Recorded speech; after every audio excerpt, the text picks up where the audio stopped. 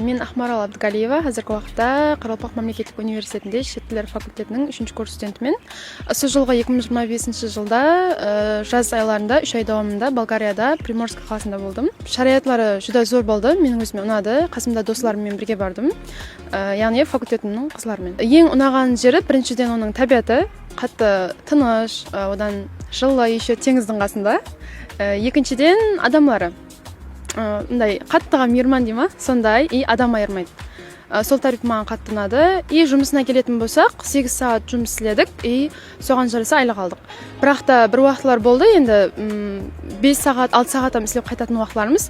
Бірақ та соған қарамастан біздерге бәрібір сол жазылған 8 сағаттың айлығын берді.